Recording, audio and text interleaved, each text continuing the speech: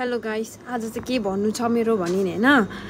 फेरि यहाँ लामखुट्टे 10-20 वटा मस्केर मार्न आँटिसक्यो।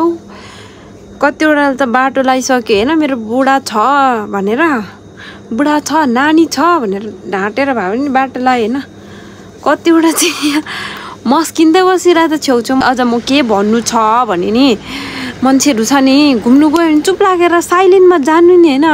म यहाँ गयो त्यहाँ गयो भन्दै किन लाएको होला?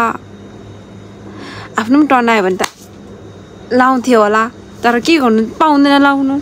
यहाँ दोकानमा बस्दा बस्दा बस्दा गरेर मान्छे 2-3 वटा आउँछ, त्यो पनि 1-2 रुपियाँ नाफा हुन्छ। त्यही कमाउनु भने बस्नु पर्यो।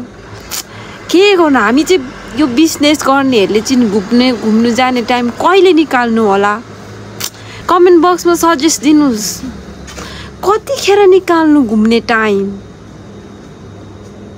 म फ्री हुँदा बुढा फ्री हुँदैन, बुढा फ्री हुँदा म हुँदैन। अब दुईजना एक्ला जानु त भएन। अब जानु मन गऱ्यो भने एउटा आरिस गरेर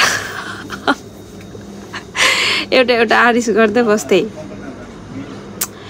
कहिले जानु घुम्नु?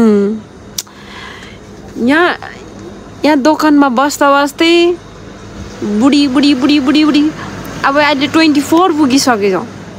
अब यहाँबाट के भन्छ, यहीँ अब नेक्स्ट इयर पनि यहीँ बस्छ, फेरि नेक्स्ट इयर फेरि त्यहीँ यहीँ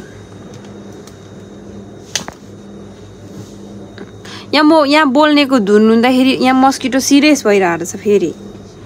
ए फेरि यो मस्किटोहरू तिम्रो मनमा बस्ने भनेर खुट्टातिर मुटु खोजिरहेको छैन ठाउँ भनेको पुर्लुक्कै मर्यो।